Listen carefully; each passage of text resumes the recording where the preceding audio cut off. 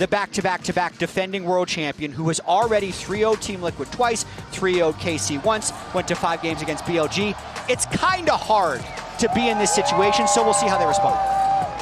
It is hard, but this is what MSI is all about. Like Worlds, I think sometimes you get a slightly easier route through. You know, you're playing those best of threes. It's not quite as challenging. MSI is the do or die tournament. It is the, you either show up or you shut up and you go home. And for Furia, today is the day to show up.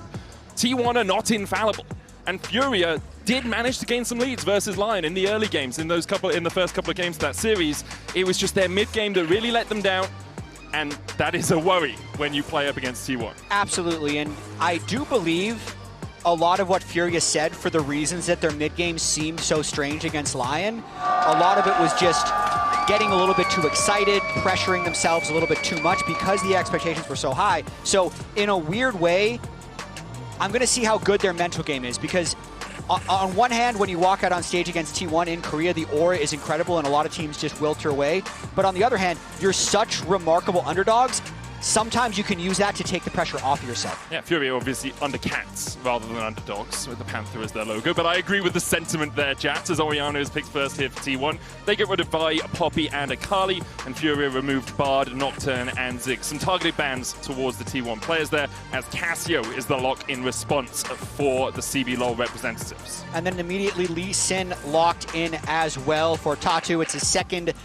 He only played Lee Sin twice in the entire spring split, but it's also just an incredibly powerful meta pick. And the Cassio, even though we did see them flex it to the bot lane, I think it's a good matchup into the Orianna, so I'm pretty sure it's going to stay mid. I agree with you, and I think getting the Lee early, getting Tatu something he has agency on is so important for this team. They talked about it on the desk. He is the engine. He's the wheelhouse. He is the conductor. Whatever other superlatives you want to use to describe him, he is the guy that makes this team tick, and he needs to be the player in the early game that really stops T1 from exploding out of the gates. T1 alongside the Orianna are going to lock in a Jayce and a Camille.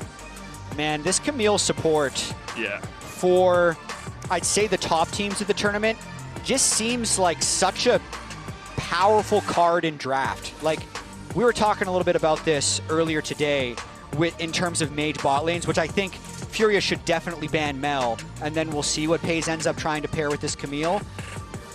I don't know, it just feels like such a weapon for them because it's so hard for supports to just pick up Camille, but it's so lethal in the hands of a player like Keria. And Keria has shown us over the years that he is very good at picking up a new style of support very quickly. Like think about the Ashe, even played Kalista support for a while, right? MF support is something that he was known for, and now obviously moving into playing things like the Shen, like the Camille, that can have that more impact around the map. You say they should get rid of some of those mages in the bot side. Furia have already removed the Ziggs, but they'll put the Neferi on the bench alongside that. T1 likely looking at making sure that this Jayce in the top side has a couple of easier matchups. Depends on how scared they are of Guigo, because like Guigo as well, although he used to play a little bit more aggressively, has been more of a tank player for this Furia lineup recently.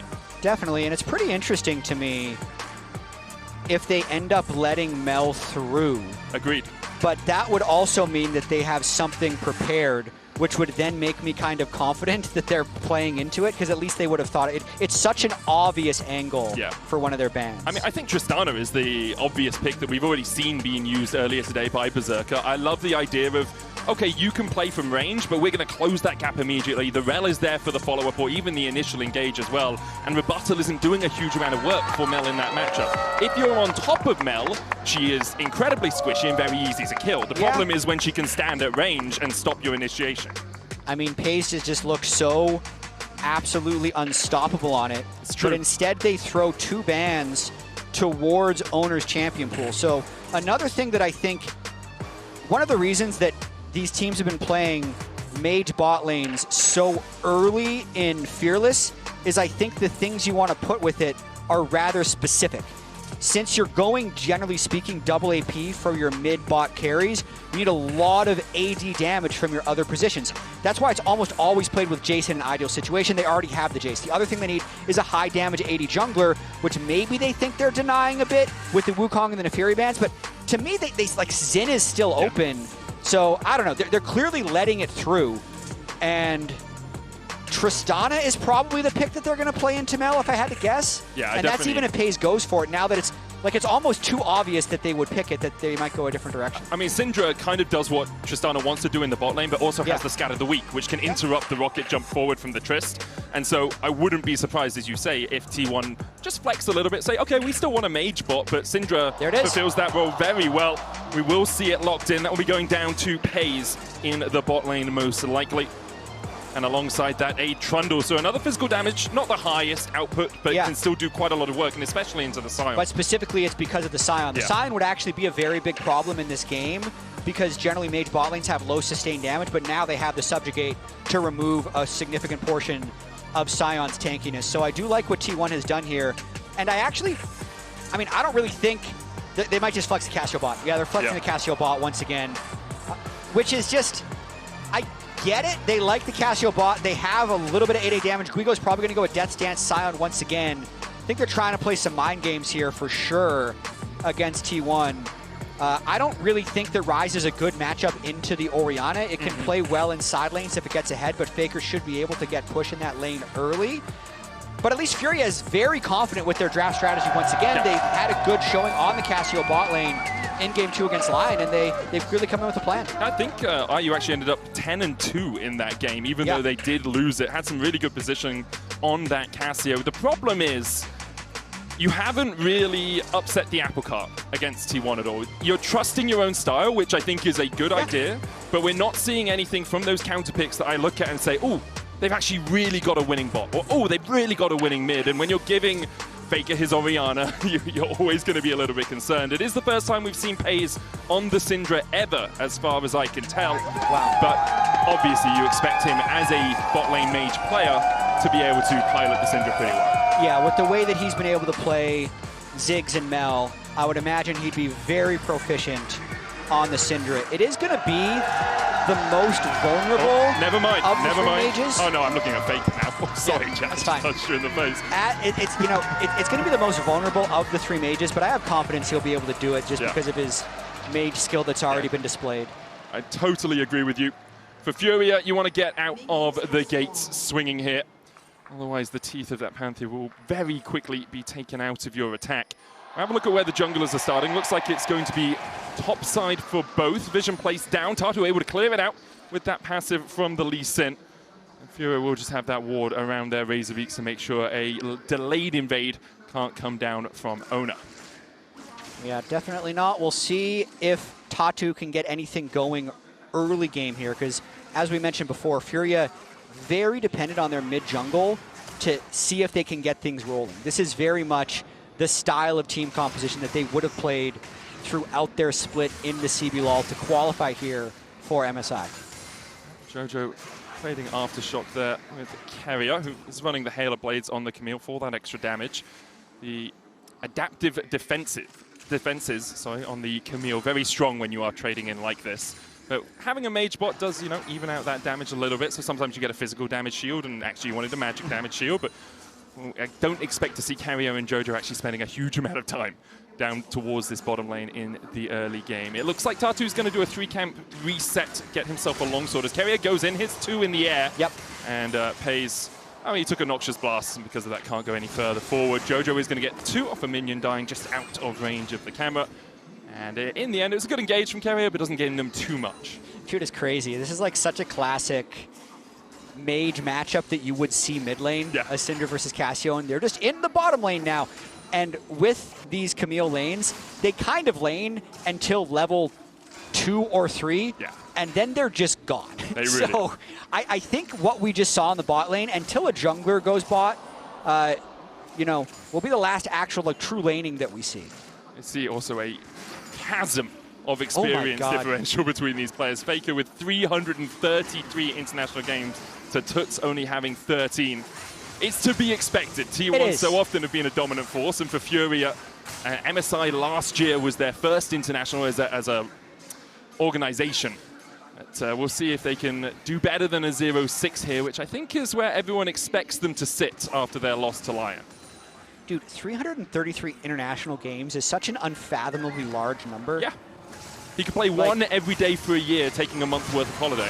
Big As fight. we see a massive engage down towards the bottom side. JoJo having to flash away. The pillar not catching him out on the wrong side. But with a flash chomp, Oner will get it. Takes a tower shot though as Tatu looks for the trade. Will get a 1-for-1. Keria trying to retreat. A Noxious Blast catches him out as Are You low on mana, can't land the Twin Fangs. But Tatu follows up for the double. Huge play there for Furia and a very aggressive invade there by T1. So the thing with Syndra, if you're comparing it to Cassiopeia, the cooldowns are just very long. So once they got that first kill, they had nothing left, and Tatu could just continue to chase and pick up extra kills. Great Sonic Wave from Tatu to find that connection, be in the right place at the right time. Now has the lead, and we talked about how he needed to be the catalyst for this team. Him off to a 200 gold lead, almost 300 gold lead, is going to be massive for Furia. JoJo and Keria now out on the map, looking to see if mid lane perhaps is their next point of contest between these two teams. I expect to see resets from Tatu. He's going to go back and get himself a pickaxe and another longsword to just the phage coming out from Oner. Yeah, so Oner will be set back a little bit, and here comes Keria just swooping into the bot lane. Ayu has to flash, but Keria, Precision Protocol into a Dark Sphere is enough. I think Ayu just assumed he was safe with the flash, double flash from the T1 bot lane to secure that kill. Really slim margins there as he was just getting that wave shoved in before retreating, had his teleport up as well. We're going to see this original play one more time, and JoJo being level 2, Keria is very confident taking this and then they chain it, but now Peyz is completely out of spells. Yeah. So Oner flashes in, takes damage from a turret, essentially sacrificing his own life, and we're going to come out to another fight. Doran getting hit here by Tatu, and the flash in from Guigo enough to get Tatu on a killing spree on this Lee Sin. 3-0 now, being top, being bot, being everywhere on the map. 5-1 all-time on this pick. Just insane start for Tatu, but I think more crucially, getting Doran dead while he has no TP is going to set up Guigo for a lot of success on the Sion. If this lane stays even and Jayce isn't able to stack up those incremental advantages, then the Sion can become rather unstoppable. JoJo going in for the Shadowing Strike. Aftershock is going to time out on him. Keria deciding the hookshot wall dive did not need to hit. Or didn't. If he did go for it, he'd be a little bit too deep into the fight. Well, really, all eyes on Tatu for this early game for Furia. Even between the two teams in terms of gold, laning leads have been built for Peyz predominantly on the T1 side, about 300 gold ahead because of that kill and because of that extra wave that he's managed to pick up. Tutsz now, though, with the Realm Warp, can start to move around the map.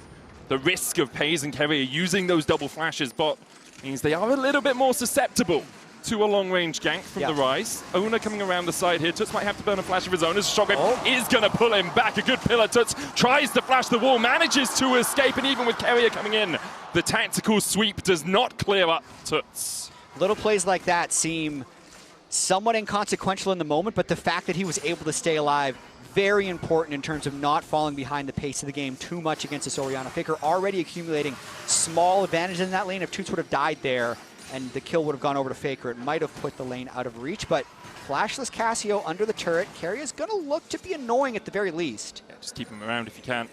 JoJo has just recalled, opened up through mid as well though, so it's going to be about 10 seconds before he can come here. Tatu, about 5 seconds ahead of his support, has started up the Drake.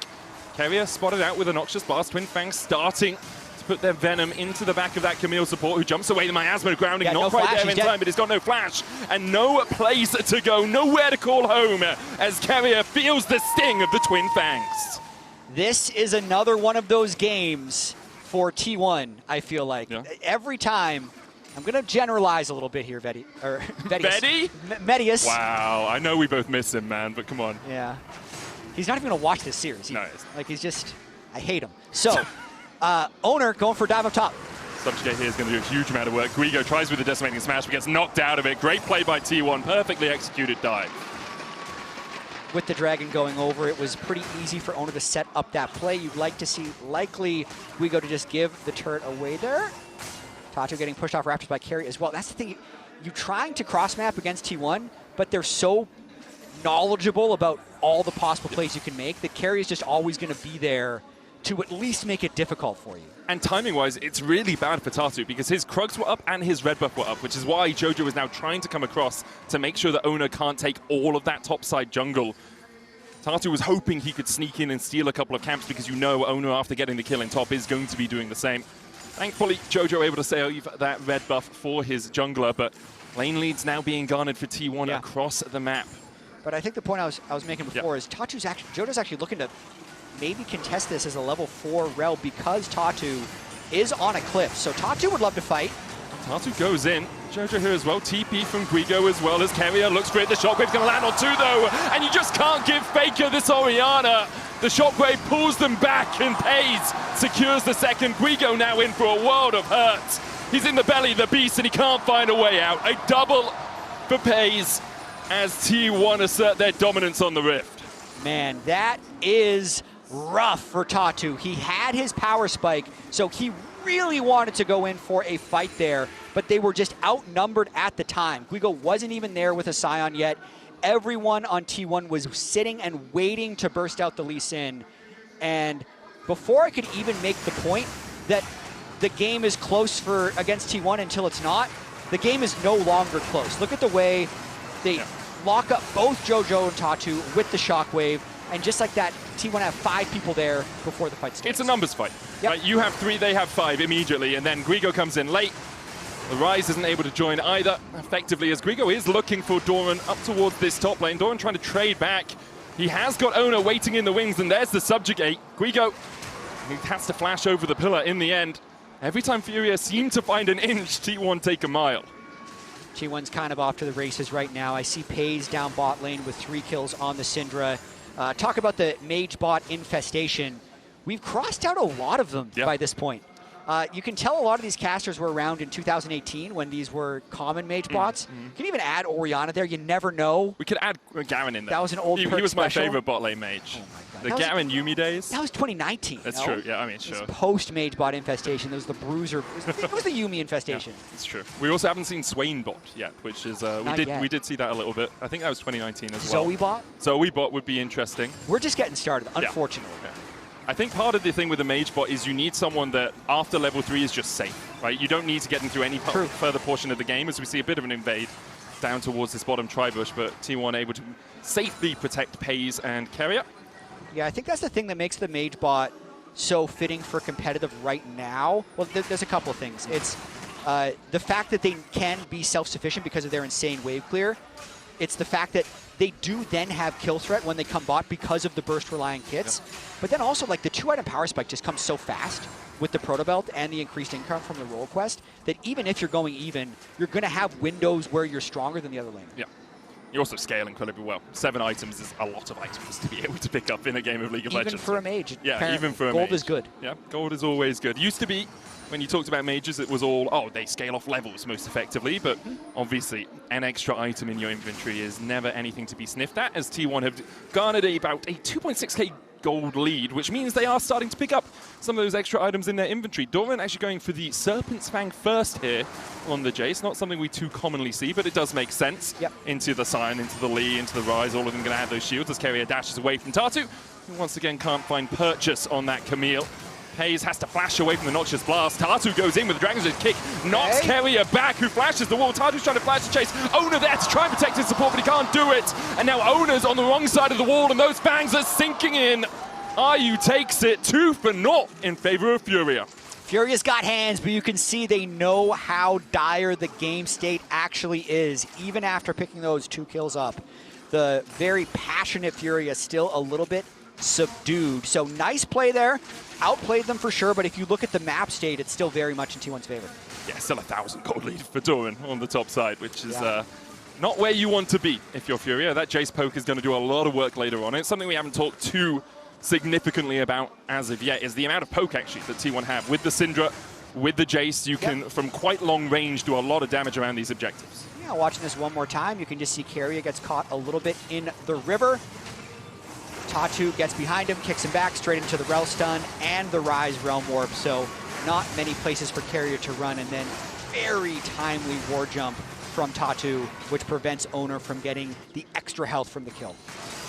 And Tatu 4-1 now on this Lee Sin as Doran trying to flash in front. Hey! But it's called Unstoppable Onslaught for a reason, my dude. Can't get in front of that one in time. And Tatu will start up the Drake knowing the enemy jungler is on the top side. Tatu, such a decorated player from the CBLOL. Twice champion, twice finals MVP. Has won the Rookie of the Year as well. Yeah.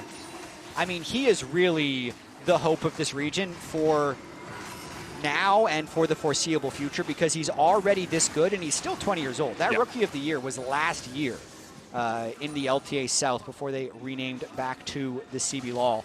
And even in situations like this where the team isn't doing amazingly, he's probably not even that happy about this game because he died on that big Eclipse power spike, but he's having a great game against one of the best teams in the world. So really impressive. I think that's the thing with Furia. Like, you do see these really impressive moments. Hands-wise, they are up there. Not quite at the level of the best, but they can definitely hold their own. It's just the mid-game macro that can often struggle. And when you're against a team of the caliber of T1, as another Dragon's Rage comes in, but a great buffer from Keria with that hookshot wall dive. When you're against the caliber of T1, like, you do just start to see this slow drain of resources. Like, Faker is 1,000 gold up with 3 assists, but he's got 30 more farm. Top lane is 1,300 gold ahead because he's got 24 more CS and a couple of kills and the plates. And it just becomes so hard for you to find ways back into the game. Your chances move from 50% to 40 to 30 to 10 to 5, and you're looking for desperation plays rather than something that you can premeditate. For sure, and everything has to be defensive right now. So T1's completely pushing them out of their own jungle, and they're kind of corralled under this turret. T1's threatening a dive. If they get a stun or have the right angle, they would go for it. Yeah, Shockwave was used on Tutsz there. Takes him down to about half HP, but doesn't find as much of an advantage as T1 wanted. Furia will all back away. None of them with effective health bars, as Doran is able to take that top lane tier 1. First tower of the game going over to T1. For Furia, at least they've got 2 dragons, but it feels like we've transitioned from the point of the game where T1 play for gold into the point of the game where they're willing to take a fight at any neutral objective you want to take a fight at. For sure. Once they have the right items that they're really confident they're going to be able to win a fight, I feel like 3 minutes from now, since they're also already taking control of the jungle and they're moving Jayce bot lane to get even more pressure, they're just going to continue to stack these small advantages. You can see in the Coinbase gold grind just how far ahead Doran's been able to get. 700 gold from those kills, but a lot more from the minions and from those tower plates. And now with that first turret complete, Rift Herald is on the map, and I feel like where T1 want to form the next battle lines as JoJo goes forward, crashes down, does get a good 2-man stun. Dragon's Rage kick lands a double knockup, but there's no one here to follow up really for Furia. Tatu jumps back in, Pillar comes out, Unstoppable Onslaught onto the backline, but the rest of Furia just can't get into the fight. Guigo is done for, so deep in. Furia have to retreat as T1 take 2 more. Another bunch of turret gold will go over to Doran after the fight as well, clearing that mid turret. And then the Rift Herald, all the advantages going in the favor of T1 after a really nice fight. The little things that T1 does in team fights is always so on point. I really do think team fighting is amongst all the other things they're good at, the true strength of T1's game. Yeah, agreed. We'll have another look at it. It's JoJo just getting a little bit caught out. The willingness of Keria and Oner just to immediately go in for the engage as well. Absolutely. And once JoJo's down, it's probably time to retreat, but then Tatu does get a good amount of damage down. And then, honestly, there's a decent angle onto Faker here. They get the stun, and watch Doran, though. He just steps right in front of him, catches that Lee Sin Q, guarantees that Faker has no chance of dying, then they can very easily finish off the Sion. And even if that Sonic Wave hits Faker, I think he's dead before he lands, or after taking down Faker. There's too much gold on the rest of the map. Peyz at 2 items, Faker almost there. Oner has his Triforce complete, and Doran's only 6 stacks away from a Mana Mune becoming a Mura Mana. Now with the Rift Herald and 90 seconds on the next Drake, you can kind of plan out how T1 want to play these next few moments. Get the waves pushed in, use Rift Herald for pressure around the Drake. You don't even have to do that because you're so far ahead that you can just use the Rift Herald as a 5-man push through a lane as well. I think at this point, you're kind of wondering how much T1 wants to flex or not. Sure. Because I think there's a very high chance they win this game whether or not they flex. And like, no, in T1, I do think that there's an element of kind of wanting to put on a show, so... I agree with you. I think game 2 is T1's flex game. It's true. It tends to be where they're like, okay, guys, time for, you know, the pikes, time for a little bit of this fun. They're doing Syndra, though, in game 1. First Syndra of the tournament for Peyz. It's true. T1 flex very often, let's be honest. They do. As they are currently flexing a 5,000 gold lead over the CB LoL representatives, and Furia very much on the back foot. They do scale to Furia. You've got 2 items on a Cassio. You've got a Ryze who is building up towards that Seraph's Embrace, but in terms of physical damage, we have none. The Eclipse for the Lee Sin, kind of all you've got. I mean, I saw TL won against KC with a comp kind of similar to this. Like, to me, if you're running a mage bot lane, I don't think it works well with tank top. Agreed. I think you need to play just a more finicky composition, like the thing that T1 has here, where you have that Jayce to really pump physical damage in the top lane. I think you can also AD mid if you're going to tank top, right? If you grab a Yone or you bring out the Tristana mid or something, then I think that's a possibility. But then you only have 2 damage sources, or 2 big damage sources, as opposed to the 3 that you do really like. Furia not going to contest the Dragon, which means we don't have to see that Rift Herald play for the pressure in any of the lanes. T1 will just secure it. Their first Dragon of the game. A long way before we see the Soul, and I doubt we'll get to that point of the game if we continue on this trajectory.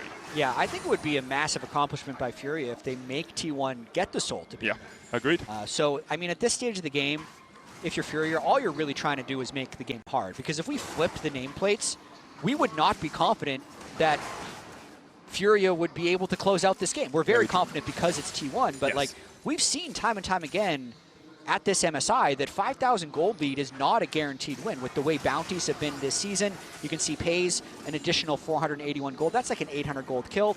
I'm actually a little surprised that objective bounties aren't on. That's probably because of the value the system gives to Drakes and the fact that Furia has 2 Drakes already. Yeah. But one good fight, a good pick with a numbers advantage, could bring them back in this game. So Furia needs to remain vigilant and look for their opportunities. Yeah, they'll be searching for them, and they have the tools at their disposal to do it. A good Lee Sin kick into a Magnet Storm. You've got Petrifying Gaze there. You have flank possibilities with the Realm Warp as well. So there are still ways for Furia to get back into the game. They are becoming increasingly rarer, I would say. And T1, as you say, a team that have shown us consistently at international level that they can close out leads from this sort of position.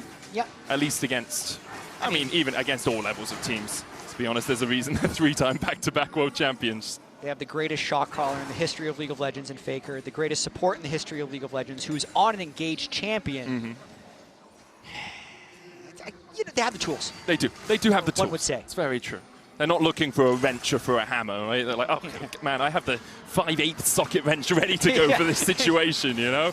So the Realm Warp comes in from Tutsz, and Keria and Faker force him away. Rift Herald has been channeled as we see a good kick back onto Doran. Decimating Smash not going to connect with the knock of at least. Oner is coming in from the side, and now with the pillar, Doran able to walk away. Peyz charging in. The Herald gets rid of the Decimating Smash. Tatu down to half HP. Guigo the same as he flashes away. The Unleashed Power won't be enough to kill him off. Tutsz still looking for more as Oner almost eats an overload. T1 forced to be slightly more on the back foot than they expected with Doran getting caught out first, but can still step forward as Furia have backed away slightly.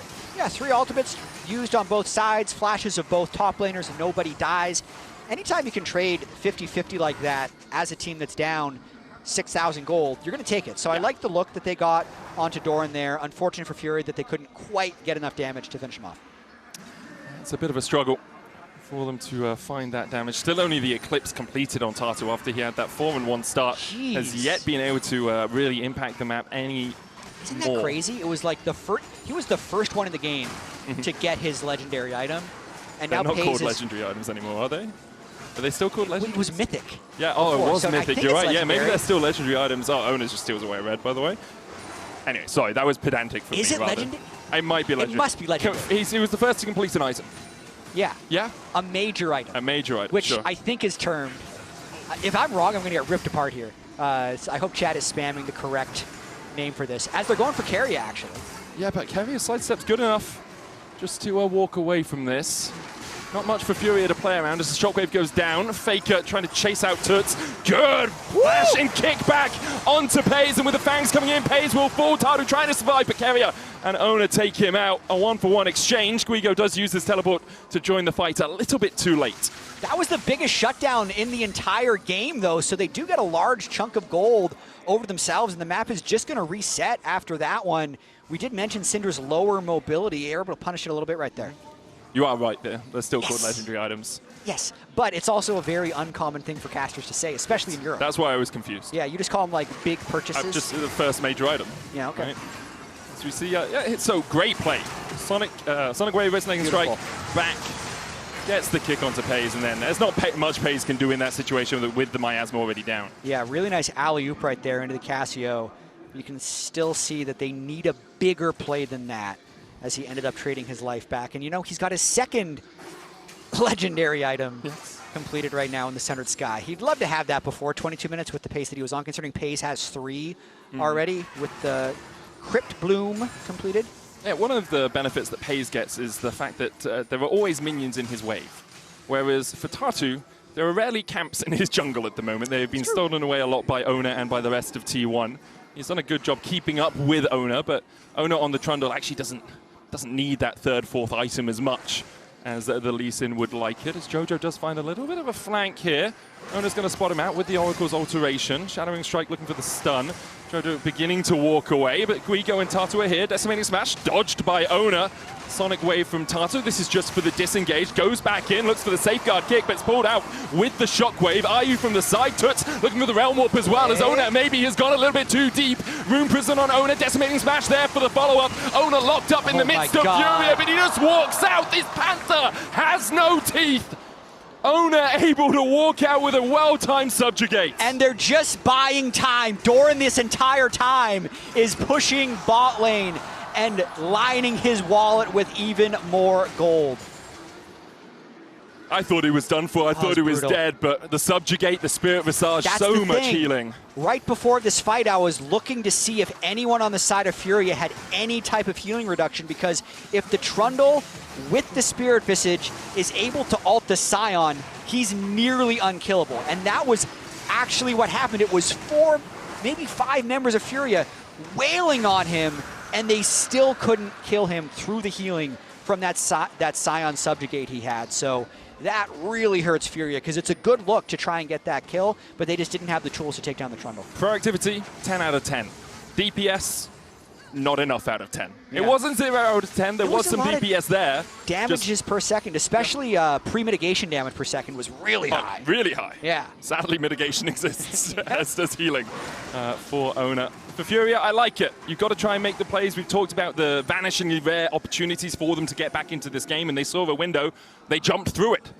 They landed safely, but without the prize that they were looking for, as Keria goes with a flash onto Tutsz here. Oner there as well with a shockwave across the wall. Tutsz going to flash the wall, but the ignite enough to kill him. Alongside that subjugate, and now Tatu, JoJo, and Ayu are on the run. I think T1 will just back away for their prize in the Baron. It's 25 minutes in, a little bit late for them to start this. It is. They're thinking about T1 Baron. This is probably the lowest Baron damage I've seen from a T1 comp like this century. True. It's actually incredibly slow, which is one of the reasons they're just looking for pick after pick right here. Syndra, Orianna, Trundle, Jayce.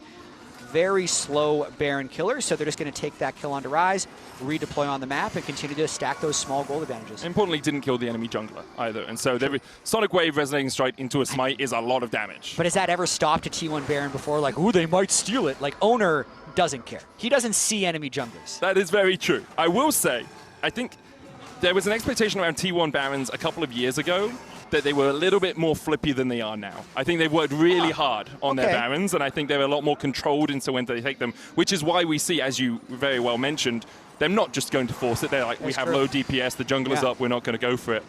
I think as a team, their Baron setups tend to be pretty good, and with a 9,000 gold lead, you have the luxury of making a few mistakes. You can be a little bit lax, but they're still going through the numbers. They're still doing their due diligence here. Yeah, I mean, they're the best team around Baron in the entire world. Oh, shockwave onto Tatu. There's the pillar. He has to flash. Interrupts him out of his safeguard with the Trundle pillar. Really awesome. And now there's vision. They're so Oner doesn't the Baron again. Okay, Tatu is still around. Now they spot the vision. Okay. Oner's going to continue clubbing that Baron as quickly as he can. 12,000 on it. Tatu low. About 800 HP for him to play with here. Doran trying to keep JoJo from poking his nose into the pit. Tutsz is coming from a topside flank, whereas Guigo is coming from the bottom side. A pincer movement, a possibility here, but Guigo has been turned on. Subjugate coming out from Oner. Guigo's just going to back away. They know that Sion not as tanky as they want. Good stop overall from Furia, and now Doran, he's on the wrong side of dodge. The charge comes in from Guigo. Doran has to flash. Another summoner burnt by Furia. Really nice delay there by Furia, specifically Trundle being able to eat the subjugate and not die with the amount of CC that T1 has is pretty impressive. Not burn summoners either. He just walked out. They didn't need to flash. It was well done all round. Still a 9,000 gold lead, 41. They are still massively in the lead. Man, I'm giving away a lot of confidence for a team that's down 9,000 gold. You know, maybe there's a little bit of like, maybe T1 won't get a sweep this time. Okay. I think they're gonna probably get another sweep, but it's still T1, so it's always a good time. It is, it is. And for Furia as well, I think they are showing us some of those signs that it's why coming into this tournament they were bigged up in the way they were, right? They know when to find these picks. They know when to back away from a play. They understand, hey, we can take this fight a little bit slower because as soon as the subject gets used, we do need to get out, and we'll position in a way that allows us to get our tank out. They do still make mistakes, obviously, and they've made quite a few this game, but they don't go down without a fight. They really don't. They're doing what they need to do. They're making this game hard for T1 and hoping that they can catch T1 in a mistake. But this could be the Furia mistake. Tatu, the one caught. Dragon's Rage kick out. Nicely done. Yeah, no Shockwave, no Hexagon made him left. Shadowing Strike from JoJo. He'll look just to dash out with the crash down if he needs that shield. That's 2 ultimates down for 1. Yeah, doesn't panic in that situation. Knows he has to kick the Camille away so that he can escape. Does that. They're getting pushed in the bottom lane as well with TP up. So they're keeping what they need to keep on this map. That's some Peyz damage, though. 3 items on Ryu. Yeah. On the Cassio. Will heal up through those Twin Fangs as well if he's allowed time to use them in a fight. But often, snakes are one-bite wonders, and I wonder if Ryu might be the same if T1 decide that he should be deceased. Yeah, a lot of small individual gold advantages across the board. There's the big one up top with Doran, 3,300. Faker only up about 700, so the Ryze, if he can get to that actualizer, might have a little bit of power in the team fights. And interesting that they're the ones teleporting into the Baron. Well, Faker has no TP on the bot wave, so I think Furia are just saying, hey, we'll take a 4v5 if we have to. We're going to try. They have great Baron damage. They do. JoJo looking for the flank. Vision control for Furia. Faker's already on his way towards that mid lane tier 2, so he's almost there. Shadowing Strike onto Oner. Good accelerated block, shock blast. Doran hits Tatu, and I think because of that, Furia will realize that a sneaky Baron play might not be on, at least for the moment. Yeah, probably best that they didn't even start it. Didn't need to necessarily draw T1 in a little bit, but T1 doesn't overcommit anywhere, and now T1 has priority on the mid wave, so Doran's going to probably grab that crystalline overgrowth. Oh, doesn't even step for it. Want to step for it? A little bit fearful of Guigo. Doran doesn't have flash. Perhaps was wondering, an unstoppable onslaught into a safeguard Dragon's Rage would put him in the back of the enemy team. Not where you want to be. Drake is up. It will be T1's 3rd. Ocean Soul on the horizon now. The LCK number 2 seed as JoJo steps forward. The heal comes out, but look at the damage from T1. Shockwave and unleashed power enough to dismount the Rell. Woo. You can see Syndra also fully ascended right now. Those 120 stacks, so full power on Peyz. He's probably going Death Cap next to make that even more lethal. 3rd Dragon completed for T1, and we did mention when they were on 0 Dragons that it would actually be impressive if Furia is able to make it to 10. I do understand that seems like crazy cope. Yeah. Which it is, but it's what we've got left. Like, exactly. There's a chance, and I'm a little early on this story, but I'm kind of excited about it.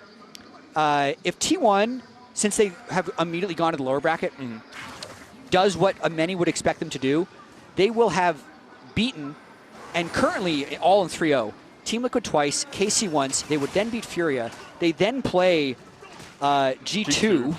And then if they win that, they play the winner of Team Secret Wells versus Lion, which if, NA does us proud, would be Lion, as I has to flash away. Flashes away from the But that would essentially mean they would get to beat the number 1 and 2 seeds from NA and EU and the number 1 seed from the CBLOL in the same tournament. It's not good. No, it's not good for us. Very good for T1 and their fans. Unstoppable onslaught onto Doran, who does have his flashback and will utilize it to get away. Sonic Wave does hit Doran as he walks away, but Tatu not in range to follow up on it. So as well, are you having to flash earlier on while you were in your middle of your very depressing story to listen to, isn't it, you fan dude? T1 is the greatest team of all time, though. There's no shame in this. They really are. Oner steps forward. Flash shockwave from Oner. The Magnet Storm catches him out for now. Tatu tries to dodge away and will manage to survive to fight another day. All of Furia get out of the flash shockwave combination. Wow, nobody dies, but it does not stop this T1 push. With the grubs, everyone on Furia has to run back to base, so T1 is able to completely break open the base. Getting that inhibitor down is huge for them, gives them that mid lane prior always, and allows them now to look towards that Baron. If that is their key objective. TP coming behind. Guigo Unstoppable still available. Tatu forced to dash away with the safeguard. JoJo being kept at bay by Peyz, and Guigo's in the middle of 4 right now. Needs the rest of his team really to be able to catch up. Keria dives in with a Hexagon to made him. Guigo down to half HP. Tutsz getting forced away by the enemy support, and Oner's there to help out his bot lane. Faker kills Guigo, and in the end, it was try and try again for Furia, but T1 were having none of it. The team fight spacing there for T1 was very nice as Peyz just easily escapes the clutches of JoJo. If they had a little bit more damage, it would be enough, as Keria does fall. Faker's going to TP, and it's all on Tatu and Ayu to try and defend, but I think that hope has long since passed. A 12,000 gold lead. T1 don't even need the Baron to close it out. Tatu comes out, hits the Sonic Wave onto Faker. Ayu gets locked against the pillar, and a good double dodge of the Petrifying Gaze. Still some damage coming out from Ayu, but Oner very happy to tank it up. T1 looking for the kills on the fountain. They'll take Tatu, and for dessert, they'll take the Nexus. 1-0, T1. Not very surprising that T1's able to take down game 1. A little surprising, I think, that Furia was able to make it so difficult for them. But analysts, what do you think? Well, I think I saw a little bit of T1 playing with their food, perhaps? A little bit, because the gold lead was big, and I know that Furia put up a little bit of a fight.